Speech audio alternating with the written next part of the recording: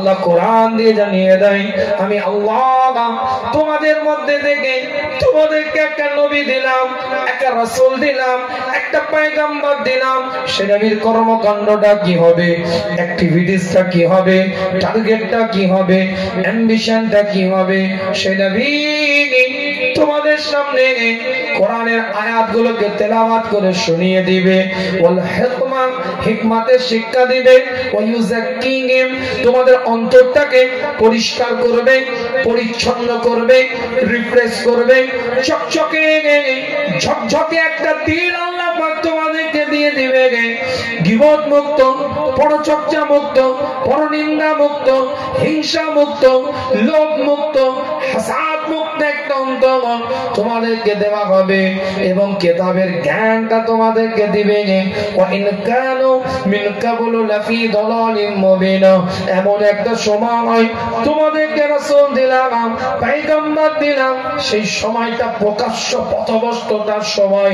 সেই যুগে আমি আল্লাহ তোমাদেরকে একটা রাসূল, একটা পয়গম্বর আমি আল্লাহ দান করে দিলাম।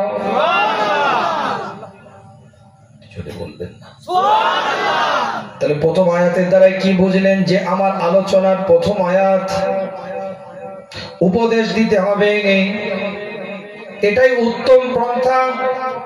যে উপদেশ দেয়, আল্লাহর রাস্তায় বান্দাকে ডাকে, শরিয়াতটা বুঝিয়ে দেয়, দ্বীনটাকে চিনিয়ে দেয়, রাসূলুল্লাহ সাল্লাল্লাহু আলাইহি ওয়াসাল্লামের আদর্শটাকে স্পষ্ট করে তোলে, এই ব্যক্তি সব থেকে উত্তম ব্যক্তি।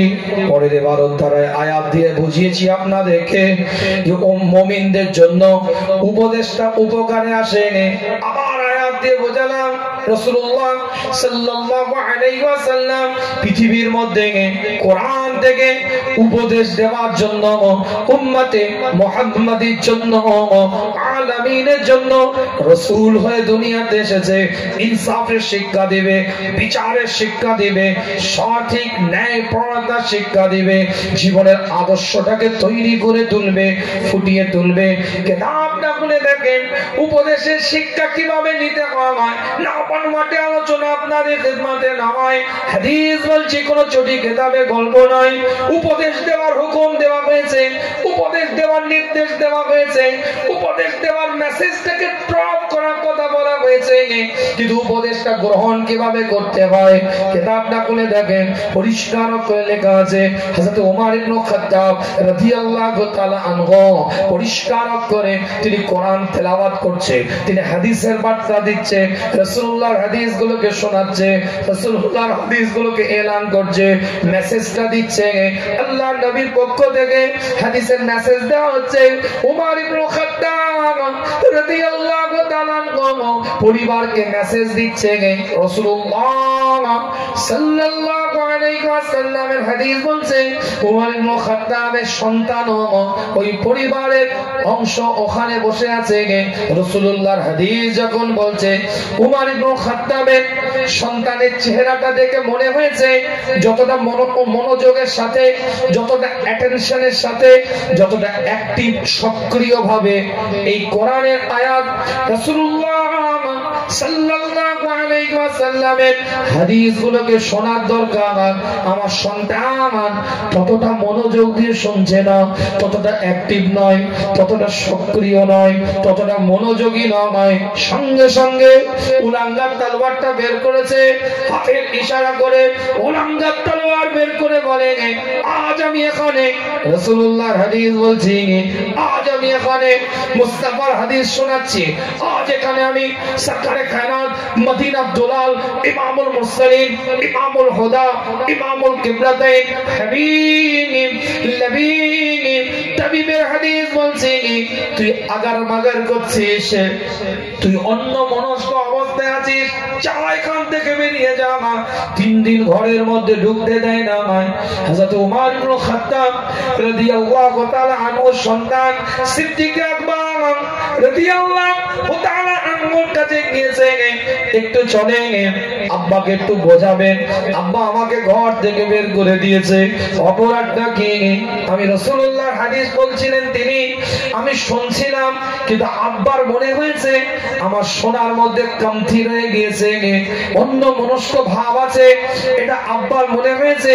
আমাকে দেখে মনে হয়েছে আব্বা জানেন আমি ইনঅ্যাক্টিভ আছি, আমি সক্রিয়তার সাথে শ্রবণ করছি না, সঙ্গে সঙ্গে আমাকে বের করে দিয়েছে। উলাঙ্গা তলোয়ারটা বের করে হযরত ওমর ইবনে খাত্তাব রাদিয়াল্লাহু তাআলা আনহুর বারগাহে হযরত আবু বকর কে হাজিরা দেয়। তখন খলিফাতুল মুসলিমিন, আমিরুল মুমিনিন, গোটা শাসন ক্ষমতা হযরত আবু বকর সিদ্দিক রাদিয়াল্লাহু তাআলা আনহুর হাতের মধ্যে। রাসূলুল্লাহর ইন্তেকালের পরে 2.5 বছর রাজত্ব করেছিলেন, সাম্রাজ্য পরিচালনা করেছিলেন। সন্তানের দিকে তাকিয়ে আছে ওমর ইবনে খাত্তাব, সন্তানের দিকে তাকিয়ে আছে হযরত আবু বকর সিদ্দিক রাদিয়াল্লাহু তাআলা আনহু।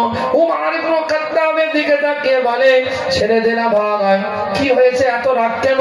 ভুল করেছে বাচ্চা, একটু মানিয়ে নে। একটু হাদিসের তুই দার্স দিচ্ছিলিস, কিন্তু ওই মুহূর্তে হয়তো তোমার মনে হয়েছে তোমার বাচ্চা অতটা গভীর ভাবে শুনে নাই, তার জন্য রেগে গিয়েছো, ঘর থেকে তুমি বের করে দিয়েছো, উলাঙ্গা তলোয়ারটা দিয়ে তাকে ভয় দেখিয়ে তোমাকে ঘর থেকে বের করে দিয়েছো। ছেড়ে দে না ভাই, কেন রেগে যাচ্ছিস এত? একটু মানিয়ে নে। এইভাবে বারবার যখন বলছে ওমর ইবনে খাত্তাব রাদিয়াল্লাহু তাআলা আনহু, হযরত আবু বকর সিদ্দিক রাদিয়াল্লাহু তাআলা আনহুর দিকে তাকিয়ে বলে, আবু বকর, আমার জায়গায় যদি তুমি থাকতে কি করতে? তুমি আমার জায়গায় যদি তুমি থাকতে কি ডিসিশনটা নিতে? তুমি তোমার ফয়সালাটা কি হতো? হযরত আবু বকর সিদ্দিক রাদিয়াল্লাহু তাআলা আনহুর চোখ দিয়ে পানির টোসাটা গড়িয়ে যাচ্ছে, ওজন মানে কাঁদতে থাকে। সিদ্দিক আকবর রাদিয়াল্লাহু তাআলা আনহু বলে, ভাই ওমর, তোমাকে বোঝাতে এসে আমি আবু বকর বড় প্রশ্নের সামনে দাঁড়িয়ে গেলাম, বড় প্রশ্ন চিহ্নিত হয়ে গেলাম। হযরত আবু বকর হযরত ওমর ইবনে খাত্তাবের দিকে লক্ষ্য করে বলে, ভাই ওমর, তুমি তো উলাঙ্গা তলোয়ারটা বের করেছো, রাসূলুল্লাহর হাদিস বলছিলে, সরকারে কায়নাতের হাদিস বলছিলে, মদিনাত দুলালের হাদিস বলছিলে, ইমামুল মুরসালিনের হাদিস বলছিলে, ইমামুল হুদার হাদিস বলছিলে, খালি অন্য মনস্ক তোমার মনে হয়েছে তোমার সন্তান, তাই তো তুমি উলাঙ্গা তলোয়ারটা বের করে তাকে ঘর থেকে বের করে দিয়েছো।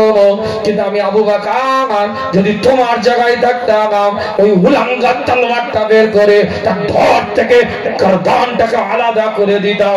মুস্তাফার হাদিস বলছি, তুই আগার মাগার করছিস, তোর আমার সন্তানের হওয়ারই যোগ্যতা নাই, ধর থেকে আমি গর্দানটাকে আলাদা করে দিতাম।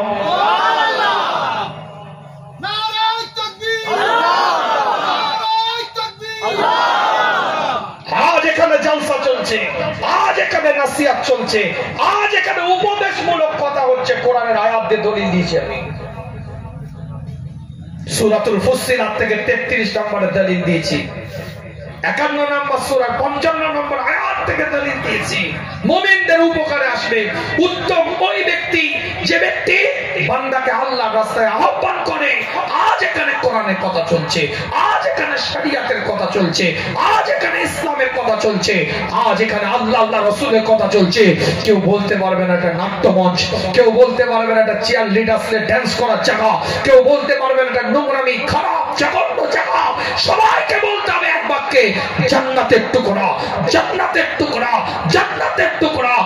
আজ এখানে কোরআনের মাহফিল চলছে, তুমি রাস্তায় মাচায় বসে কেন আজও পাবজি নিয়ে ব্যস্ত আছো? উত্তরটাকে দিবে। আমার কথাটা কিছু বুঝতে পারছেন না? বুঝতে পারেন? আজও আপনার সন্তান কেন ফ্রি ফায়ার নিয়ে ব্যস্ত থাকবে? আজও আপনার সন্তান ইলেকট্রনিক্স গেম বেরিয়ে গেছে, ক্যারাম বোর্ড, লুডু, পিট্টু, তাস, গোটা পৃথিবীময় জুয়া চলছে। আজও কেন আপনার সন্তান এদিক ওদিকে ওই কাজের সাথে জড়িত থাকবে? ঘড়ি ধরে, অ্যালার্মের কাঁটা ধরে, ওই শেষ বক্তা যখন ইয়া নবী করবে তখন টুকটুক করে এসে কাতারে দাঁড়াবে। আমার কথাটা কিছু বুঝতে পারছেন না? বুঝতে পারেন? উদ্দেশ্য ওয়াজ নাসিহত শোনা নয়, তো 100 টাকা দিয়ে মোড়ে মোড়ে বিরিয়ানির প্যাকেট পাওয়া যাচ্ছে। এত লাইটিং এত কিছু করে তোদের জন্য কি লাভ হলো তাহলে? আমার কথাটা কিছু বোঝা যাচ্ছে না? রাগ হচ্ছে না বাবা? ডোজ করা হয়ে যাচ্ছে। শাসন বাজারে যদি অধিকার নিয়ে কথা না বলতে পারি, ক্ষমা চেয়ে নিচ্ছি, দাওয়াত করবেন না আমার। শাসন বাজারের মাহফিল আর মুজাদ্দেদে জামানের খুন, বিরাট রক্তের ধারা যদি শাসন বাজারে এসে অধিকার নিয়ে যদি কথা না বলতে পারে, তাহলে দাওয়াত করবেন না ভাই। কারণ আমরা যদি মুজাদ্দেদে জামানের লুৎফি আইলা আওলাদ হই, রক্তের সম্পর্কের আওলাদ হয়ে থাকি, আপনারা আমার দাদা পীরের কলবের আওলাদ। জানি না আপনার সাথে কার কি সম্পর্ক আছে, রক্তের আত্মীয়তা, কিন্তু বুক ঠুকে বলতে পারি আপনার সাথে আমার অন্তরের ভালোবাসার সম্পর্ক জড়িয়ে আছে। আজ এই মাহফিলটা তৈরি করেছেন আপনি, জীবনের নীতিমালা তৈরি করার জন্য বানাতে হবে। তবেই তো এই মাহফিল, তবেই তো এখানে আসা বসাটা সার্থক হবে। আল্লাহ পাকের মালিক, আল্লাহ পাকের নেককার বান্দা, যুবক ছেলে কি মাকাম আল্লাহ পাক দিয়েছে একটু চিন্তা করে দেখেন। বাগদাদের জমিনের মধ্যে শ্রমিকের কাজ করে, লেবার শ্রেণীর কাজ করে, আর শাসন বাজার থেকে বলে যায় বহু মানুষ এই বাজারে লেবারের কাজ করে, শ্রমিকের কাজ করে। এই শ্রমিকের লেবারের কাজ করে জন খেটেও আল্লাহর ওলি হওয়া যায়, জন খেটেও লেবারের কাজ করে, শ্রমিকের কাজ করেও আল্লাহ পাকের নেককার বান্দা হওয়া যায়। আজ বলে দেয় আপনাদের খিদমতে, যুবক ছেলে একটু বুঝো, দার জওয়ানি তওবা করদান কুওয়াতে পয়গম্বরি, জওয়ানি অবস্থা তওবাকে আমার আল্লাহ পয়গম্বরের দরজা দান করে দেয়। আমার আল্লাহ বান্দার কোন জিনিসটার উপরে সব থেকে খুশি হয় আপনি জানেন? বান্দার কোন জিনিসটার উপরে আল্লাহ পাক সব থেকে খুশি হয় এটা আপনার জানা আছে? স্পষ্ট কথা আপনাদের খিদমতে বলে দিয়ে যায়, জওয়ানি হালাতে গুনাহ করার পরে বান্দা যখন সঠিক রাস্তায় ফিরে আসে, আমার আল্লাহ ওই বান্দার ওই তওবাটাকে সব থেকে বেশি পছন্দ করে থাকে। অপরাধ করার পরে, ভুল করার পথে সঠিক রাস্তায় যখন ফিরে আসে, আমি বলি না, কোরআন বলছে, সূরার নাম সূরাতুল ইমরান, 3 নাম্বার সূরা, 133 নম্বর আয়াত।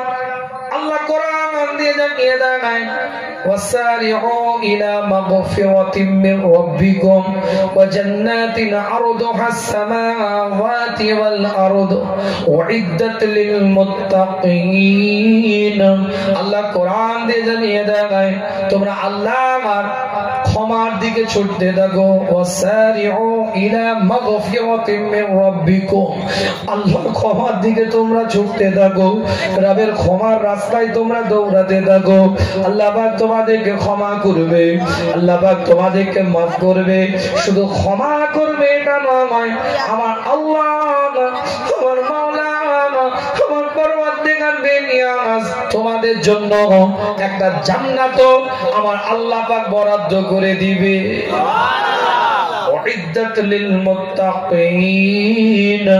এটা মুত্তাকিনদের জন্য আল্লাহ বরাদ্দ করবে। শুধুমাত্র ক্ষমা করবে এটা নয়, মুত্তাকিনদের খাতায় আল্লাহ পাক নামটাকেও লিখে দিবে।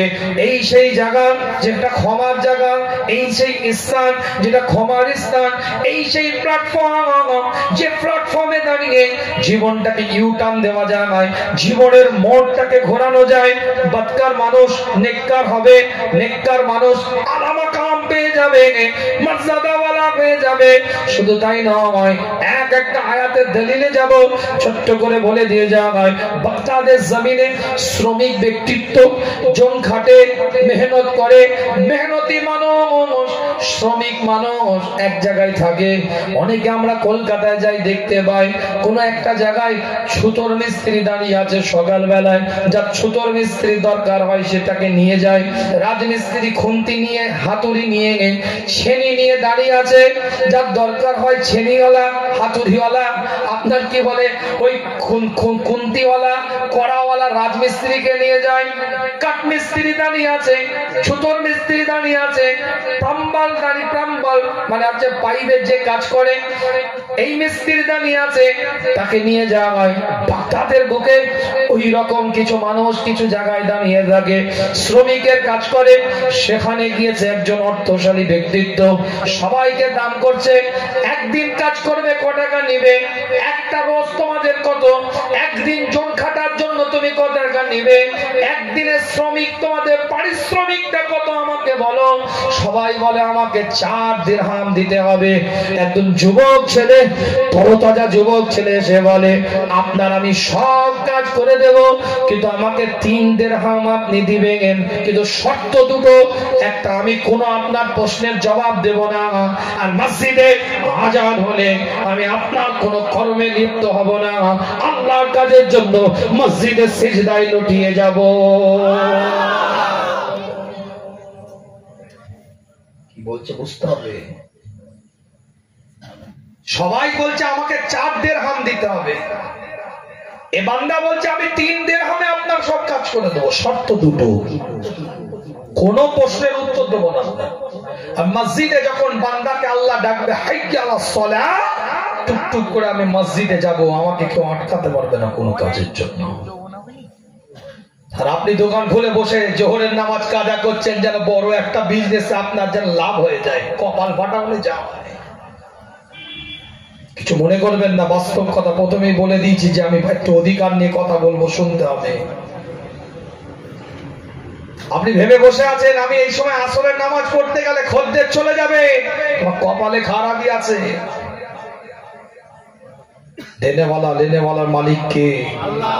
আরো জোরে বলেন কে? ওয়া খাইরিহি ওয়া শাররিহি মিনাল্লাহ তাআলা কে? আন্নাল কুওয়াতা লিল্লাহি জামিআ, সমস্ত ক্ষমতার মালিক হচ্ছে আল্লাহ। আল্লাহ আপনার অর্থের বরকত দিবে। 10 মিনিটের জন্য আপনার নাম দোকানের সেটার নেমে যাবে। 10 মিনিটের জন্য মাগরিবের ওয়াক্তে, আসরের ওয়াক্তে, জোহরের ওয়াক্তে, এশার ওয়াক্তে আপনার দোকানের সেটআপটা নেমে যাবে। খোদার কসম বলছি, আপনার পীরের আওলাদ এই আদর্শ যদি আপনার মধ্যে থাকে, হালাল উপার্জন যদি ওখান থেকে বেরিয়ে আসে, খোদার কসম করে বলছি জান্নাতের দরজা সেটার আল্লাহ খুলে দেবে।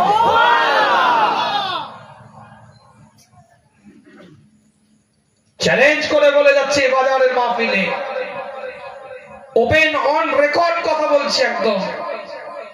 যে কটা ব্যবসাদার এখানে আছেন, যে ব্যবসার সাথে আপনি জড়িত থাকেন না কেন, সে কাপড়ের দোকান হোক, সবজির দোকান হোক, মুদিখানার দোকান হোক, ওষুধের দোকান হোক, স্টেশনারির দোকান হোক, যে দোকানের সাথে আপনার মালিকানা থাকুক না কেন, যে ব্যবসার সাথে আপনি জড়িত থাকেন না কেন, সে হোলসেল বিক্রির দোকান হোক, খুচরো বিক্রির দোকান হোক, নবীর মেম্বার থেকে বলে যাচ্ছি, মুস্তাফার বারগাহের মাহফিল থেকে বলে যাচ্ছি, সরকারে কায়নাতের শান ইজ্জত তাজিমের মাহফিল থেকে আপনার পীরের আওলাদ বলে যাচ্ছি, কোনো চাষ লাগবে না, কোনো ইশরাক লাগবে না, কোনো তাহাজ্জুদ লাগবে না। আপনার হালাল উপার্জন সব উপায়ে যতক্ষণ আপনি বসে থাকবেন, কোনো সুবহানাল্লাহ লাগবে না, কোনো আলহামদুলিল্লাহ লাগবে না, কোনো আল্লাহু আকবার লাগবে না। হালাল উপার্জন আপনার দোকান থেকে যতক্ষণ হবে, ততক্ষণ আপনি ইবাদতের সওয়াব পাবেন। সুবহানাল্লাহ। চ্যালেঞ্জ করলাম, ওপেন অন রেকর্ড চ্যালেঞ্জ করলাম মুফতিদেরকে, আমার কথাটা কেটে দেন। আমার কথাটা কিছু বুঝতে পারছেন না? বুঝতে পারেন? হালাল উপার্জন, যে মালটা খরিদ্দারকে আপনি দিচ্ছেন, সেই মালটা সম্পর্কে জানিয়ে দিতে হবে। বাই আর মুশতারির মাসলা বলছি, যে সম্পদটা আপনি বিক্রি করছেন এই কাপড়টা সুতি নয়, মিক্স আছে, এটা আপনাকে খরিদ্দারকে বলে দিতে হবে। সে পছন্দ করুক চাই না করুক তার ব্যাপার। আপনি সুতি একদম বলে চালাতে পারবেন না। আপনি যদি জানেন এটা সুতি নয়, একটু মিক্স আছে, আপনাকে বলে দিতে হবে। এটাই রেকর্ড হচ্ছে, জায়গার নাম বলবো না, যশোর আপনার আমি চাকদা থেকে বনগা রোডে এক জায়গায় দেখি পটল পর্যন্ত রং চলছে। সবজি, পটল, বেগুন সব রং দিচ্ছে, রং চলছে, বড় বড় হয়েছে। আপনার গরুতে যে জায়গায় খাবার খায় দুনা বলে, ওগুলো আমাদের দেশে, আপনাদের এখানে কি বলে জানি না। ওতে দেখছি রং ঘোলা আছে, বড় বড় জায়গায় হাউস করা আছে, বড় বড় জায়গায় রং চলছে সবজিতে। কেন? সবজিটা রং করে যেন দেখায় যে তাজা লাগে। কবিরা গুনাহ যে ইনকামটা আসবে হারাম ইনকাম, যতই তুমি তাহাজ্জুদ গুজার হও, আর ওই টাকা দিয়ে একটা খাসির গোশত জবাই করা নিয়ে আসলে কুকুরের গোশত খাওয়ার থেকেও বড় হারাম হবে। কথাটা মনে বুঝতে পারেননি কিছু? সবজি বিক্রি করে যে অর্থটা আপনার এলো, কানা বেগুন বলে দিতে হবে, ভাই কানা বেগুন, সবাই ভালো বেগুন 8 টাকায় বিক্রি করছে, আমি কানা বেগুন 6 টাকায় দেবো, নিবি? ও কানা দেখে নিচ্ছে, আপনার গোনা নেই। কথাটা কিছু বুঝতে পারছেন না? বুঝতে পারেন না? ও কানা জেনে নিচ্ছে, সে নেক না নেক তার ব্যাপার, আপনি বলে দিচ্ছেন, ফিনিশ। ভাই ধনে পাতাটা শুকিয়ে গেছে, টাটকা নয়, 3 দিন আগে থেকে নিয়ে এসেছিলাম, এখানে পড়ে আছে। পুদিনা পাতা শুকিয়ে গেছে, টাটকা নয়, নিবি? ফ্রিজে রেখেছিলাম, নিবি? এইলে সবাই টাটকা বিক্রি করছে 12 টাকায়, আমি 8 টাকায় দেবো, নিবি? সে যদি জেনে নেয় তার ব্যাপার, আপনার গোনা নয়। আমার কথাটা কি বলছি বুঝতে পারছেন না? বুঝতে পারবেন, রাগ করবেন না, কথাগুলো বুঝুন। আপনি মিষ্টির দোকানদার, আপনার 4 দিনের দই আপনি জানেন, আপনি বলছেন কাল রাত্রে বসিয়েছি, হুজুরের জন্য নিয়ে যা, ভালো হবে। আপনি দই দিয়ে দেন, দেখিয়ে দেন যে এই দই আছে আমার কাছে, তুই দেখ, দেখে যদি ভাল লাগে নে, নাই নিবি না, তোর ব্যাপার। গতানো যাবে না। এক কথায় বাংলা ভাষায় যেটাকে বলে, বিজনেস করার সময় গতিয়ে কোনো সম্পদ দিলেই ওটা কাবিরা গোনা হবে। কিছু বুঝতে পারছেন? পেটিতে মাছ ছিল, 2 দিন হয়ে গেছে, ফ্রিজে রেখেছিলেন, ডিপ ফ্রিজ থেকে মালটা নিয়ে এসে বিক্রি করছেন। মাছ বলে দেন, দেখিয়ে দেন, ভাই চিংড়ি ভালো নয়, এই জায়গায় এই ডিফেক্ট আছে, তুই নিলে নে। আমার কথাটা বোঝা যাচ্ছে না? বোঝা যায় না? এটা হচ্ছে আদর্শ, এটা হচ্ছে বিজনেসের পলিসি। এই হালাল উপার্জন যে করতে পারবে, খরিদ্দারকে এক কথায় যে ফ্রেশ ভাবে কথা বলে যে সম্পদটা বিক্রি করতে পারবে, সেই বিক্রি সম্পদ সে জেনে নিচ্ছে, তার টাকার ইচ্ছা হয়েছে, তার দাম দর সে করে নিচ্ছে, কিন্তু মালটা সম্পর্কে আপনাকে জানিয়ে দিতে হবে। আপনি যদি জানেন এই মালটা কি, এক কথায় বাংলা বুঝে নেন, মিটে গেল। আল্লাহ আমাদের সকলকে সহি বুঝদান করেন, সকলে বলেন আমিন। ক্ষমতার জোরে গতানো যাবে না, পাওয়ার দেখানো যাবে না, আধিপত্য দেখাতে যাবে না, স্ট্যাটাস দেখানো যাবে না। তুমি দাদার থাবা তোমার পিছনে আছে বলে সিনা চওড়া করে জুলুম করবে জনগণের উপরে, যে না কার দোকান থেকে কিনতে হবে, পচা দিলেও কিনতে হবে এই দামে, এ দাদাগিরি চলবে না। ইসলাম এটা মেনে নিবে না, শরিয়াত এটা মেনে নিবে না। তোমার দুনিয়ার ফ্রেশ ঠিক আছে, রবের তারপরে কবরে গেলে থেঁতো করে ফেলবে, ওলছিলা করে ফেলবে। ওলছিলা বোঝেন তো? মা বোনেরা নতুন ওল উঠলে দেখবেন বটির পিছন দিক থেকে ছিলে আস্তে আস্তে, কেন বলেন তো? ওই ঢাল লাগে না, হালকা লগড়ে দিলে উঠে যায়। ওইরকম ওলছিলা করবে, থোরকুচা করবে। আমার ক্ষমতা আছে, পাওয়ার আছে, আধিপত্য আছে, স্ট্যাটাস আছে, লোকবল আছে, জনবল আছে, অর্থবল আছে, দাদার থাবা আছে আমার পিছনে, গ্রামে পাড়ায় মহল্লায় বাজারে দাদাগিরি দিবে, ক্ষমতার পাওয়ার দেখিয়ে তোমার দোকান দাদাগিরিতে চলবে না। ইসলাম কোশ্চিনকালে মেনে নিতে পারে না। তোমার দোকান আদর্শের উপরে চলবে, তোমার দোকান মানবতার উপরে চলবে, তোমার দোকান সম্প্রীতির উপরে চলবে, তোমার দোকান তোমার ভদ্র আচার ব্যবহারের উপরে চলবে, তোমার দোকান সৎ উপায়ে চলবে, সওয়াব হবে, নিয়ামত হবে, তাদের পক্ষ থেকে আল্লাহ রহমত দ্বারা পরিপূর্ণ করে দেবেন। কথা কিছু বোঝা যাচ্ছে না? বোঝা যায়নি? ডোজ করা হয়ে যাচ্ছে নাকি? ডেলিভারি করা হয়ে যাচ্ছে? কিছু করার নেই। ফাস্ট বলার নিয়ে এসছেন, 2-4 টিগার কার মাঝে মাঝে দিবে, লোড নিতে হবে, মাঝে মাঝে বাউন্সারও যাবে। কার কান মতো দিয়ে যাবে কোন ব্যাটসম্যান এটা বলতে পারবে না কেউ। কার কান মতো দিয়ে শট করে বেরিয়ে যাবে কিছু বুঝতে পারবে না। চোখ চেয়ে রয়ে যাবে চাঁদে, কি ব্যাপার হুজুর এরকম বলে বেরিয়ে গেল। কথা কিছু বুঝতে পারছে? আলোচনা করব না নেবে চলে যাব? 1 ঘন্টা রেস্ট নেবে নাকি? 1 ঘন্টা রেস্ট নেবে না আলোচনা করব? কে কে শুনবেন একটু দুটো হাত এইভাবে টনটনে করে তোলেন। এই টনটনে হাত তোলেন। এই হাত এরম সোজা থাকবে, এরম বেঁকা নয়। এই বেঁকা মানে অলস। সোজা হাত তোলেন, এই সোজা হাত তোলেন। একটা মানুষের জবান বন্ধ না থাকে চিৎকার দিয়ে বলেন নারায়ে তাকবীর। ম্যাও ম্যাও আওয়াজ চলবে না, মুসলমানের মতন আওয়াজ দেন। সাবু খাওয়া রোগীর মতন নয়, ইমানদারের মতন আওয়াজ দেন। আওয়াজ দিয়ে বলেন দেখি নারায়ে তাকবীর। আরো চিৎকার, আরো আওয়াজ, আরো সুর, আরো একই কণ্ঠে একই শব্দ চিৎকার দিয়ে বলেন নারায়ে তাকবীর, নারায়ে তাকবীর, নারায়ে তাকবীর। সিলসিলায়ে ফুরফুরা শরীফ, সিলসিলায়ে ফুরফুরা শরীফ, মাসলাকে মুজাদ্দিদে জামা, মাসলাকে মুজাদ্দিদে জামা হিজবুল্লাহ। নারায়ে তাকবীর। শ্রমিক বলছে আমার আজান হবে, মনে আছে তো কি বলছিলাম? আমি জামাতে নামাজে যাব, আমাকে কোনো প্রশ্ন করতে পারবে না। শ্রমিক চলে গেছে। বাগদাদের অর্থশালী ব্যক্তি যা কাজ দিয়েছে সারাদিনে, যে কাজটা সারাদিন সময় লাগিয়ে দেয় অন্যান্য শ্রমিকরা, অন্যান্য যারা আসে কাজ করতে, এ বেচারা 2 ঘন্টায় সে কাজটা কমপ্লিট করে দিয়েছে। শ্রমিকদের হাল হাকিকাত তো আমরা জানি রে বাবা, নাকি চা খেতে গেলে 8 ঘন্টা, বিড়ি টানতে 45 মিনিট। ভালো আছে, সৎ লোকও আছে এরকম, যেটা গল্প কথা বলছি।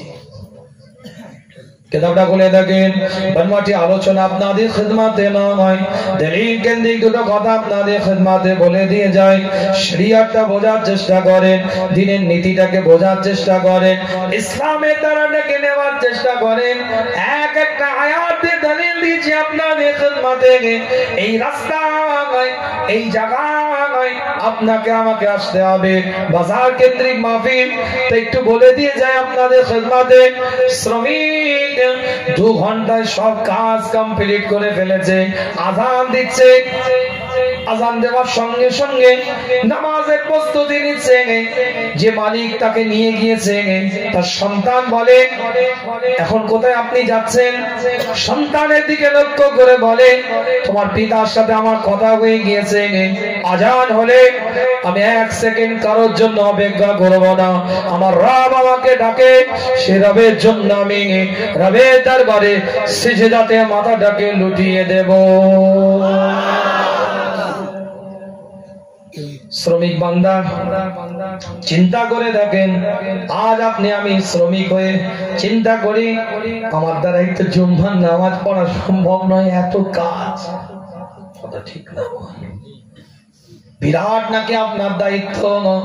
এত দায়িত্ব মুখেও পানি দিতে পারেন না কেন? আপনি শ্রমিক, বিশাল আপনার আমার দায়িত্ব।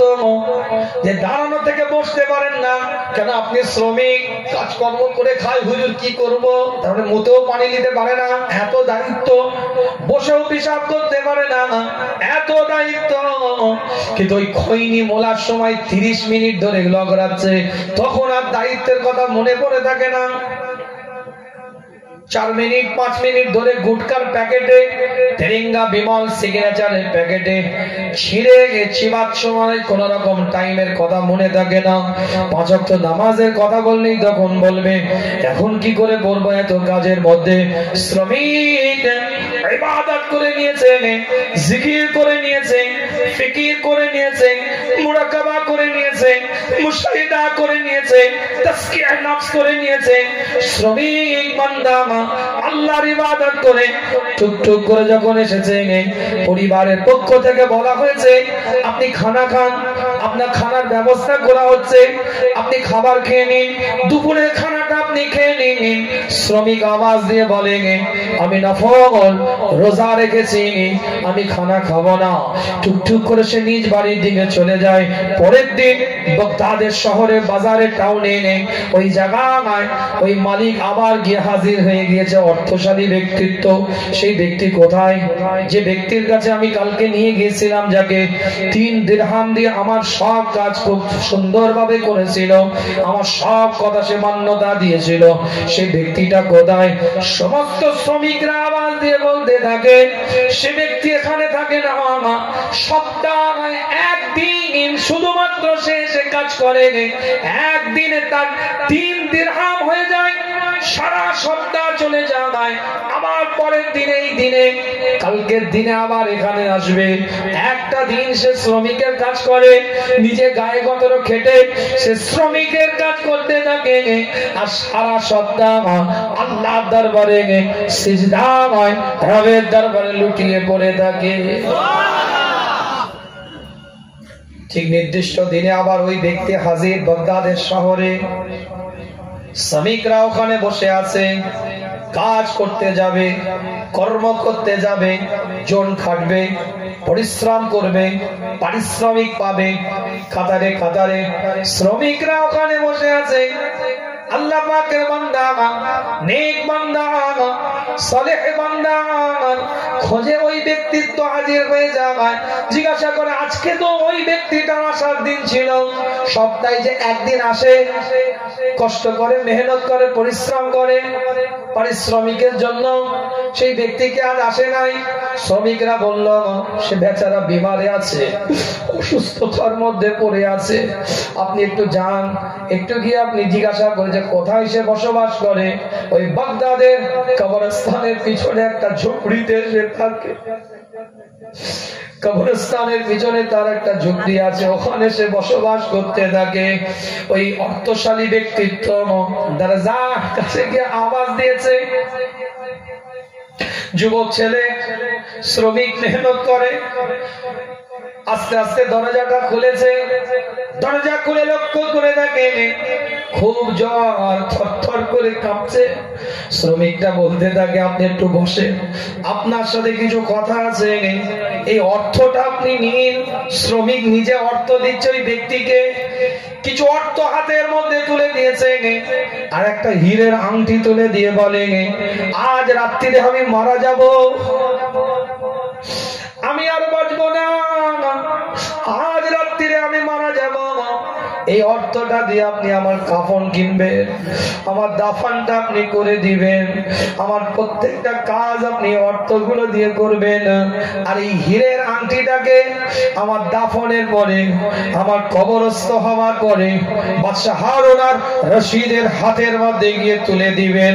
যদি আপনাকে ঢুকতে না দেয় হারুন আর রশিদের দরবারে, আপনি শুধু বলবেন আমি কিছু পার্সোনাল ব্যক্তিগত কথা বলার জন্য হারুন আর রশিদের সাথে দেখা করতে চাই। কিতাবের রিওয়ায়াতের মধ্যে পাওয়া যায় ওই ব্যক্তিটা বলতে থাকে আমি 2 জন মানুষকে নিয়ে ওই মানুষটার কাছে গিয়েছিলাম, সকাল বেলায় আমার সারা রাত ঘুম হয় না, সকাল বেলায় তার ঘরের মধ্যে প্রবেশ করে দেখি এমন ভাবে মৃত অবস্থায় বিছানায় পড়ে আছে যেন কারো দিদার আর নসিব আল্লাহ পাক করে দিয়েছে। আমি 2 জন মানুষকে নিয়ে গিয়েছিলাম, কিন্তু তারা জানাজায় কোথা থেকে কাতারে কাতারে মানুষ এসে চতুর্দিকটাকে ঘিরে ধরে, আমরা ধারণায় করতে পারি না, তাকে দাফনাস্ত করলাম, কবর দিলাম। আমি হীরের আংটিটা নিয়ে বাদশাহ হারুন আর রশিদের দরবারে গেলাম। আমাকে আটকে দেওয়া হলো, আমাকে যেতে দেওয়া হচ্ছে না, আমাকে আটকে দেওয়া হয়েছে। আমি বললাম যাও হারুন আর রশিদকে গিয়ে বলো আমি তার সাথে ব্যক্তিগত পার্সোনাল কিছু কথা বলতে চাই। বাদশাহ হারুন আর রশিদের কাছে খবরটা পৌঁছে যায় একজন ব্যক্তি এসেছে আপনার সাথে পার্সোনাল কথা বলতে চায়।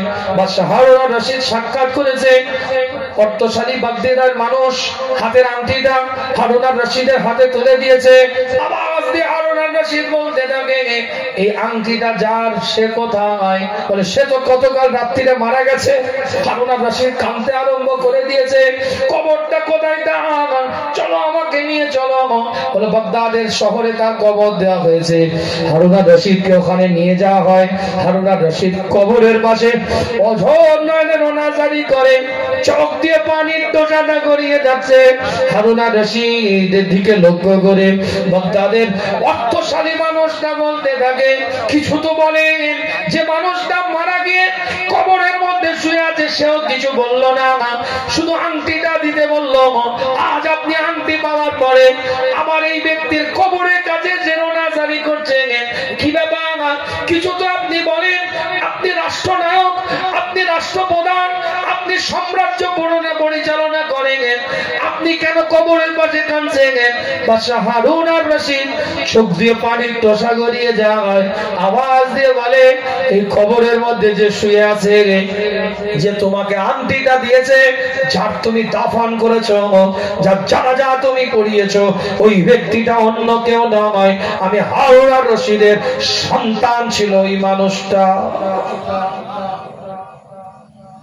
আপনার সন্তান শ্রমিকের কাজ করে, আপনি রাষ্ট্রনায়ক, রাষ্ট্রপ্রধান, সাম্রাজ্য পরিচালনা করেন, আপনার ছেলে শ্রমিক। বলে দাউদ আর তাইয়ের কাছে বসতো। দাউদ তাইয়ের কাছে গিয়ে তিনি সহবতে বসতেন। বিখ্যাত তাবেঈনের যুগের একজন সুফি মানুষ দাউদ তাই, তার বায়াত ছিল, মুরিদ ছিল আমার বাচ্চা। আমার কাছে প্রত্যেকটা দিন এসে দাউদ তাইয়ের কাছ থেকে এসে বলতো, আব্বা দুনিয়াকে ছেড়ে দাও, দুনিয়াকে বাদ দিয়ে দাও, দুনিয়া থেকে নিজেকে পৃথক করে নাও, আল্লাহর হয়ে যাও, সিজদা দাও, রুকু করো, তাসবিহ পড়ো, জিকির আজকার বেশি বেশি করে করো, আল্লাহর নৈকট্য অর্জন করার চেষ্টা করো।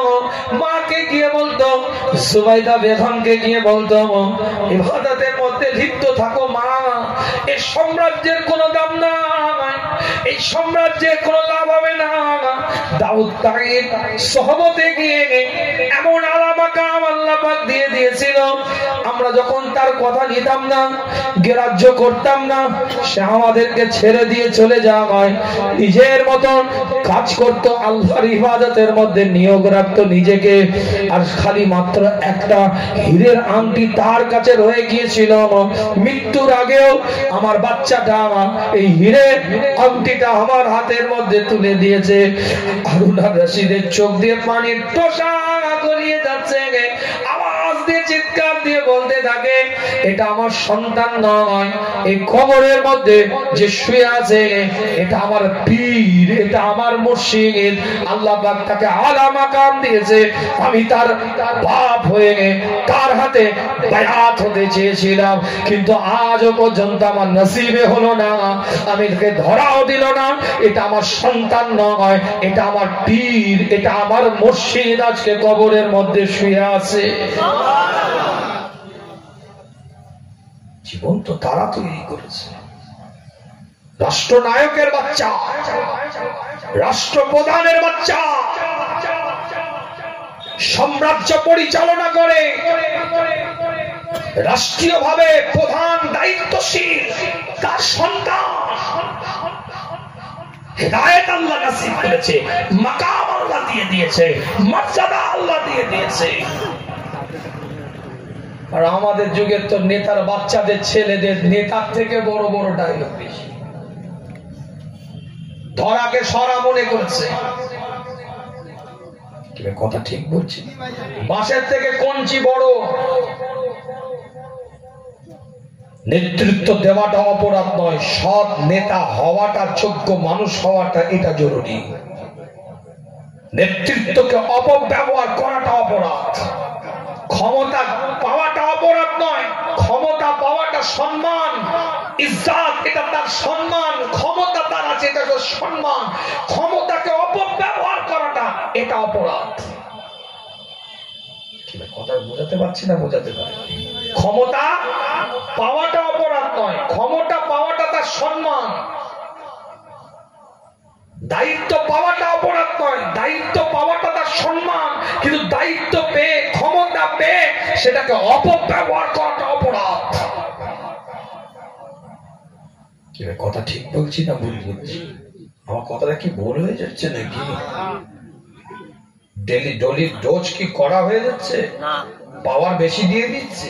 রাগ করবেন না, হাত জোর করে বলছি, এতে যদি খুশি না হন আপনাদের পায়ে ধরে বলছি, আপনাদের অর্থোপেডিক্স ডাক্তারের কাছে গিয়েছেন, এক্সরে রিপোর্ট দেখে বলছে হাড়ে চিড় খেয়েছে। কথা বলে না স্যার, এটা তো হাড়ে চিড় খাওয়ার কথা নয়, আপনি ভুল কথা বলছেন। ওখানে মাথা মারেন না স্যার, তাহলে কি করতে হবে? অপারেশন হওয়া লাগবে না, একটু প্লাস্টার করলে হয়ে যাবে, না একটু পাথর দিতে হবে।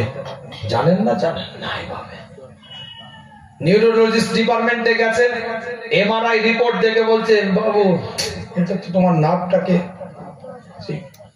মনে হচ্ছে না, কি করবে দেখো, এই নার্ভের একটা অপারেশন করতে হবে। ওষুধে মনে হচ্ছে যাবে না, যেভাবে বসে গেছে ব্যথাটা এখান থেকে হচ্ছে। তখন তো মাথা মারেন না, না স্যার আপনি ভুল কথা বলছেন। রিপোর্ট দেখে ডাক্তার রোগ ধরলে আপনি খুশি হয়ে যান। কথা বলেন, কথাটা বলেন আমি কি বলতে চাইছি? রিপোর্ট দেখে ডাক্তার রোগ ধরলে আপনি খুশি হয়ে যান। অর্থোপেডিক্স ডাক্তার রোগ ধরে দিয়েছে, আপনি খুশি হয়ে গেছেন এক্সরে প্লেট দেখে। নিউরোলজিস্ট ডাক্তার এমআরআই রিপোর্ট দেখে রোগ ধরে দিয়েছে, আপনি খুশি হয়ে গিয়েছেন। ইসিজি করেছেন, ইকো করেছেন, ডাক্তার আপনার রোগ ধরে দিয়েছে। কার্ডিওলজিস্ট ডাক্তার আপনি খুশি হয়ে গিয়েছেন। অনকোলজিস্ট ডাক্তার রিপোর্ট দেখে আপনাকে বলছে ক্যান্সারের পেশেন্ট আপনি, আপনি যা ট্রিটমেন্ট বলে সেটাই করেন। ডেন্টাল দাঁতের স্পেশালিস্ট ডাক্তার আপনার রোগ ধরে দিয়েছে, আপনি খুশি হয়ে গিয়েছেন। তাহলে ডাক্তার যখন রোগ ধরে দেয় আপনি খুশি হয়ে যান। অর্থোপেডিক্স হোক, নিউরোলজিস্ট হোক, গ্যাস্ট্রোলজিস্ট হোক, আপনার ইএনটি হোক, ডেন্টাল হোক, যে বিশেষজ্ঞ যে রোগে তার যখন ট্রিটমেন্টটা আপনার রোগটা ধরে দেয় আপনি খুশি হয়ে যান। আমি শরিয়াতের ডাক্তার, আমি যখন রোগ ধরছি আপনার মুখটা বেগুন পোড়ার মতো হয়ে যাচ্ছে কেন? কথা কিছু বুঝতে পারছেন না? বুঝতে পারেন? আমি শরিয়াতের ডাক্তার, আমি যখন রোগটা ধরছি আপনার মুখটা আলু ভর্তা মার্কা হয়ে যাচ্ছে কেন? আপনার তো খুশি হওয়া দরকার, আপনার তো আরো বেদামন্দি হওয়া দরকার। জীবনের নীতিমালা তৈরি করেন, উসুল অনুযায়ী জীবনটাকে বানিয়ে দেন। অভিনয় নয়, নাটক নয়। আফাতুমিনুনা বিবাদিল কিতাব ওয়া তাকফুরুনা বিবাদ। একটা নিলাম, একটা ছেড়ে দিলাম, এটার নাম দিন নয়, এটার নাম শরীয়ত নয়। পরিপূর্ণতার সাথে আপনাকে আমাকে নিতে হবে। পরিষ্কার কোরআন তার ভাষার মধ্যে দিয়ে জানিয়ে দেয়। একাধিক আয়াত দিয়ে দলিল দিচ্ছি আপনাদের খিদমতে। ইয়া আইয়ুহাল্লাযীনা আমানু আমিনু, ঈমানদারেরা তোরা ঈমানদার হয়ে যাও। পরিষ্কার কোরআন তার ভাষার মধ্যে দিয়ে এলান করে দেয়, ইয়া আইয়ুহাল্লাযীনা আমানু দুখুলু ফিস সিলমি কাফা ওয়া লা তাত্তাবিউ খুতুওয়াতিশ শাইতান ইন্নাহু লাকুম আদুউম মুবিন। আল্লাহ কোরআন দিয়ে জানিয়ে দেয় জীবনের নীতিমালা ওখানে আপনাকে আমাকে তৈরি করতে হবে। পরিপূর্ণতার সাথে দিনকে চিনে নিতে হবে, ইস্তেকামাতের উপরে মজবুত থাকতে হবে, শরীয়তটাকে পূর্ণাঙ্গ ভাবে নিতে হবে।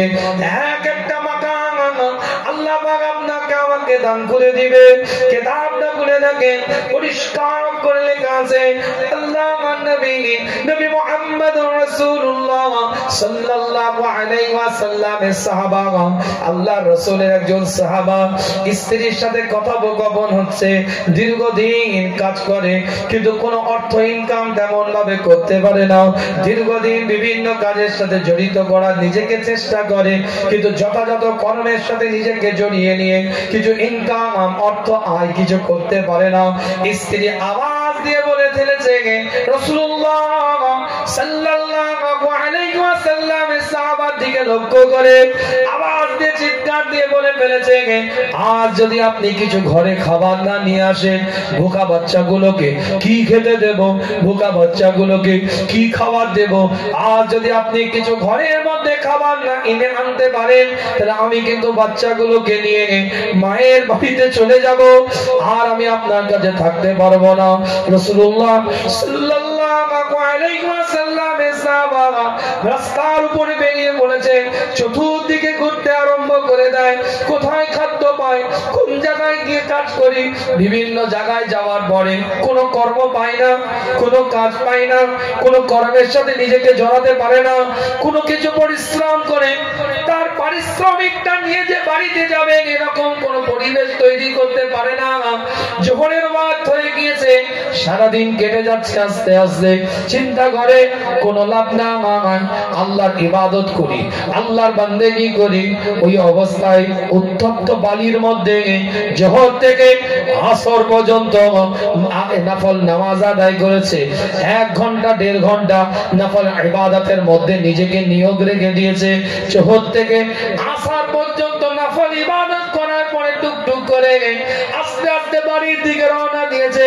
চিন্তা করছে সারা বছর তো আমি আজ আমার কর্মের দ্বারাই কাজের দ্বারাই কিছু তো নিয়ে যেতে পারলাম না, তাহলে আমি কিছু আমার ওই রুমালের মধ্যে কিছু বালি আমি বেঁধে দিই, এই বালিটা বাঁধা দেখে দূর থেকে আমার স্ত্রী আমার বাচ্চাগুলো দেখতে পেয়ে মনে করবে কিছু আমি খাদ্য নিয়ে এসেছি, তাহলে আগে থেকে তারা কিছুই বলবে না। তারপরে ঘরের মধ্যে ঢুকে আমি তাদেরকে বুঝিয়ে দেব। কিতাবটা খুলে দেখে নেন, পরিষ্কার করে লেখা আছে আল্লাহ পাকের বান্দা রাসূলুল্লাহ সাল্লাল্লাহু আলাইহি ওয়াসাল্লামের সাহাবা ঘরের মধ্যে প্রবেশ করছে, দূর থেকে লক্ষ্য করেছে কিছু পাতা জায়গার মধ্যে কিছু একটা বাধা আছে, ঘরের মধ্যে প্রবেশ করে কাউকে দেখতে পায় না, আওয়াজ দিয়ে ডাকতে থাকে, কই তোমরা কেউ নাই কেন, আমি তোমাদের জন্য আজ এখানে আসলাম, কই তোমাদের মধ্যে কেউ নাই কেন। স্ত্রী হাসি মিজাজে এসেছে, কি ব্যাপার তোমার হাসি কেন মুখে, বাচ্চাগুলো কোথায়, বলে রুটি খেয়ে এখান থেকে চলে গেছে, এখন ওই জায়গায় খেলা করছে। তুমি কি খাচ্ছ, বলে রুটি খাচ্ছি। কোথা থেকে পেলে, বলে কে যেন একজন এখানে এসে তোমার নাম করে আমাদেরকে রুটি সবজি তরকারি আমাদেরকে দিয়ে গেল, আর কত মজা, একটু খেয়ে দেখো, কত খাদ্যটার মধ্যে সুস্বাদু, একটু চিন্তা করে দেখো।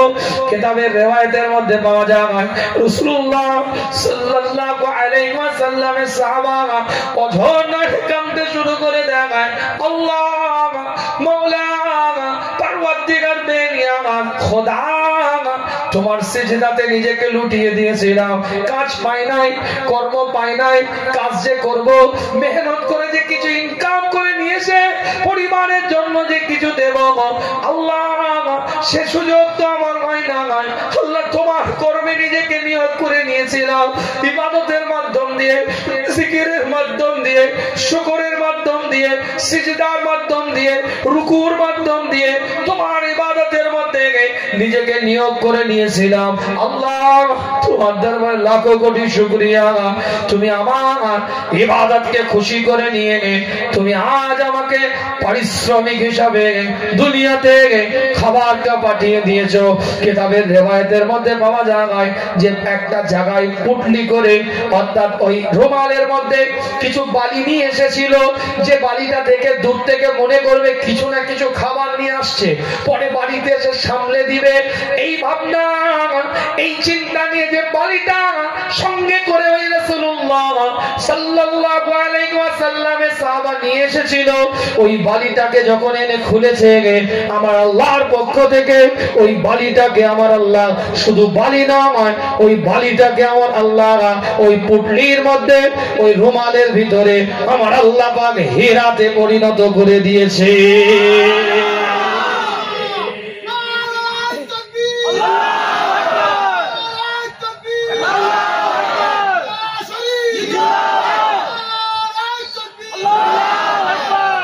আর জীবনটাকে তৈরি করে নিতে হবে, না বানোয়াটি আলোচনা আপনাদের খেদমতে নয়। সূরার নাম সূরাতুল আল ইমরান, তৃতীয় নাম্বার সূরা 134 নম্বর আয়াতের মধ্যে আল্লাহ পাক জানিয়ে দেয়, আল্লাযীনা ইউনফিকুনা ফিস সাররাই ওয়াদ দাররাই ওয়াল কাযিমিনাল গায়জ ওয়াল আফিনা আনিন নাস ওয়াল্লাহু ইউহিব্বুল মুহসিনিন। আমি বলি না, কোরআন তার ভাষার মধ্যে দিয়ে জানিয়ে দেয় মুত্তাকি বান্দাদের পরিচয়টা আল্লাহ পাক কোরআনে দিচ্ছে। আগে 133 নম্বর আয়াতটা বলেছি, এখন 134 নম্বর আয়াতে বলছে আল্লাহ কোরআন দিয়ে জানিয়ে দিচ্ছে, আল্লাযীনা ইউনফিকুনা ফিস সাররাই ওয়াদ দাররাই। মুত্তাকি বান্দা কারা, পরহেজগার বান্দা কারা, যারা যে হালে যে অবস্থায় থাকুক না কেন আল্লাহর রাস্তায় দান করে, আল্লাহর রাস্তায় ব্যয় করে, ওই ব্যক্তিটাই মুত্তাকি বান্দার একটা নমুনা তার মধ্যে আছে। আল্লাহ পাক কোরআন দিয়ে জানিয়ে দিচ্ছে দ্বিতীয় নাম্বার বৈশিষ্ট্য হবে মুত্তাকি বান্দা কিতাবের মধ্যে পাওয়া যায়, পরিষ্কার করে কোরআন তার ভাষার মধ্যে দিয়ে এলান করে দেয় ওই ব্যক্তিগুলো রাগটাকে নিয়ন্ত্রণ করবে। রাগ হবে না এটা নয়, রাগ থাকবে, রাগ আসতে পারে, রাগ হতে পারে, কিন্তু রাগটাকে তারা নিয়ন্ত্রণ করবে। নিয়ন্ত্রিত অবস্থায় রাগটাকে আমার আল্লাহ পাক রেখে দিবে।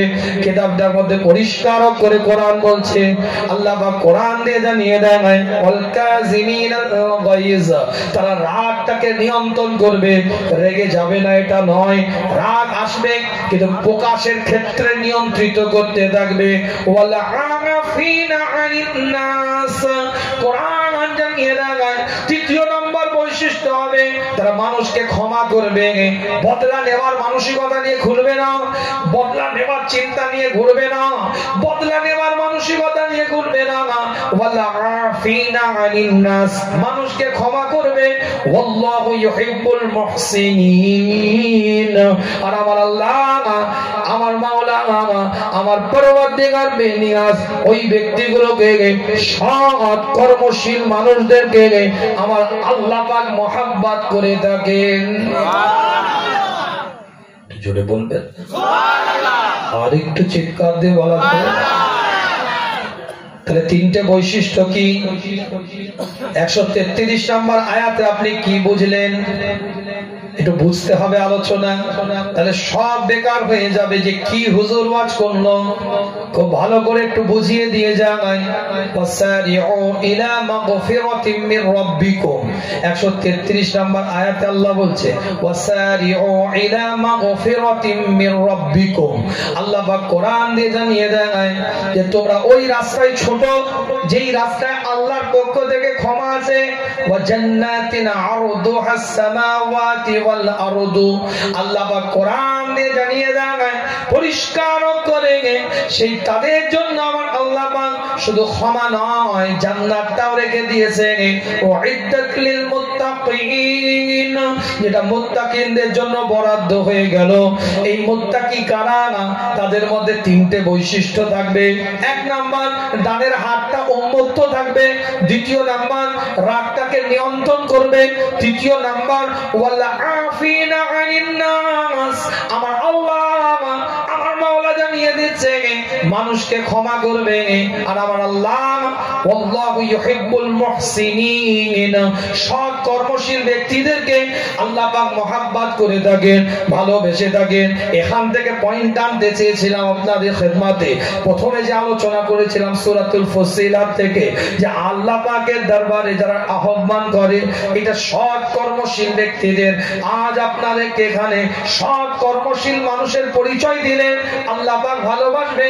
পরের আয়াতের মধ্যে আল্লাহ পাক জানিয়ে দেন, পরিষ্কার করে লেখা আছে, সূরার নাম সূরাতুল আল ইমরান, তৃতীয় নম্বর সূরা, 200টা আয়াত আছে।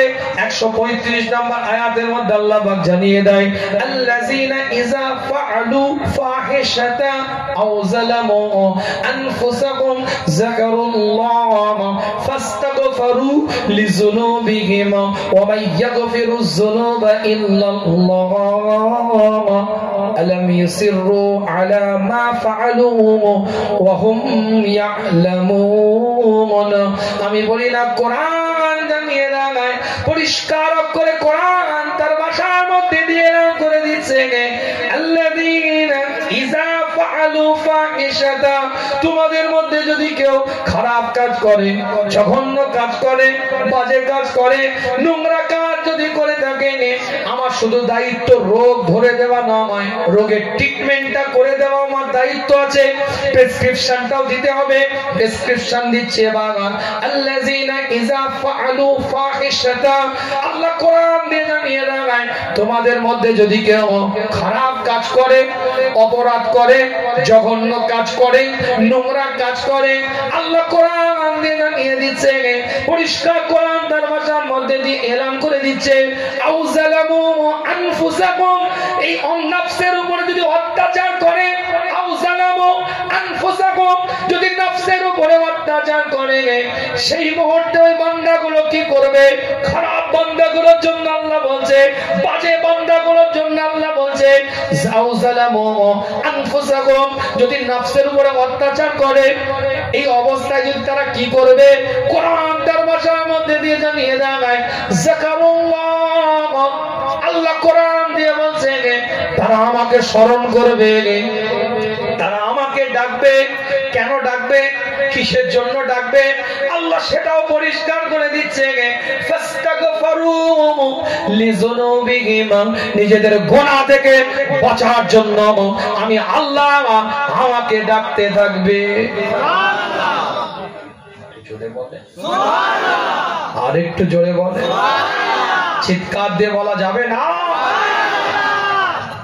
ফাস্তাগফিরু লিযুনুবিহিম, তারা আমার কাছে বাঁচার জন্য, নিজেদের গুনাহ থেকে বাঁচার জন্য আমি আল্লাহ আমাকে ডাকবে, যাকারুল্লাহ, আমাকে স্মরণ করবে, আও যালামু, নিজের নফসের উপরে যখন অত্যাচার করে ফেলবে, আল্লাযীনা ইযা ফাআলু ফাহিশাতা, যখন অশ্লীল কাজ করে ফেলবে, আল্লাহ কোরআনে জানিয়ে দেয়, আমি আল্লাহ তার জন্য কি নিয়ামত রেখে দিয়েছি, ওয়া মান ইয়াগফিরুয যুনুবা ইল্লাল্লাহ, আমি আল্লাহ ছাড়া কে আছে তাদেরকে ক্ষমা করবে, অর্থাৎ আমি আল্লাহ তাদেরকে ক্ষমা করে দেব।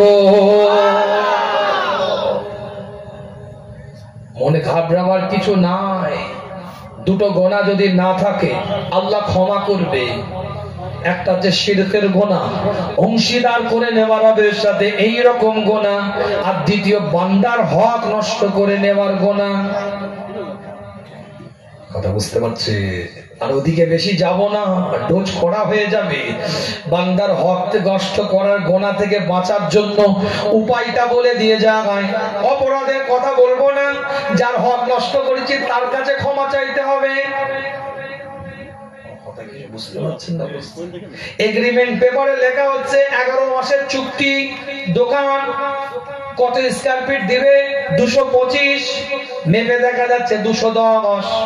ওই 15 স্কয়ার ফিট দোকান ভাড়া অতিরিক্ত নেওয়ার কারণে হারাম, বান্দার হক নষ্ট করা হচ্ছে।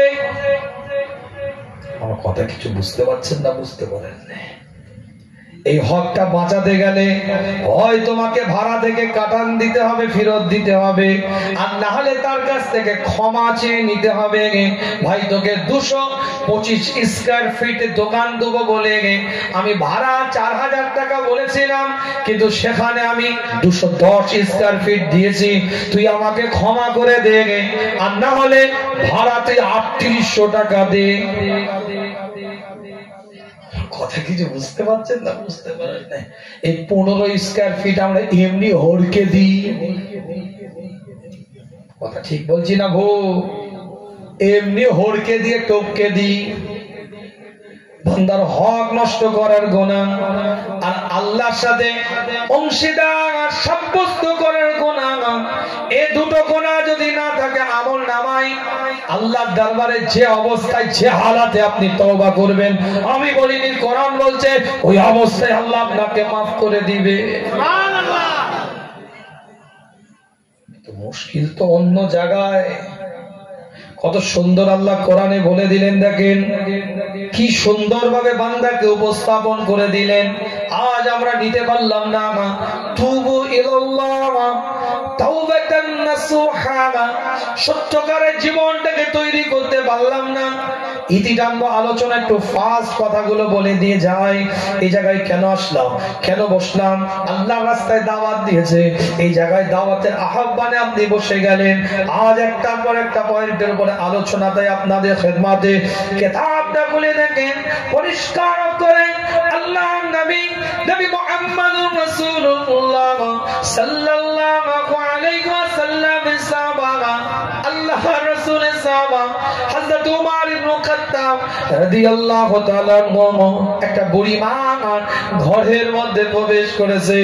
বুড়ি মা ঘরের মধ্যে ঢুকে বলে, আমি ওমর ইবনে খাত্তাব এসেছি, চোখে তুমি দেখতে পাও না, তোমার পরিবারের কেউ নাই, সন্তান নাই, আত্মীয় স্বজন কেউ নাই, আমি ওমর ইবনে খাত্তাব তোমার কর্মে তোমার সংসারের কিছু কাজের সহযোগিতা করতে এসেছি। বুড়িমা আওয়াজ দিয়ে বলে, ওমর ইবনে খাত্তাবের দিকে লক্ষ্য করে, তোমাকে করতে হবে না, 2 বছর ধরে একজন এসে আমার সব কর্ম সব কাজ আমার করে দিয়ে যায়, তোমাকে করতে হবে না, তুমি এখান থেকে এখন চলে যাও। যে আমার করে দেয় সে আমাকে সুন্দরভাবে গুছিয়ে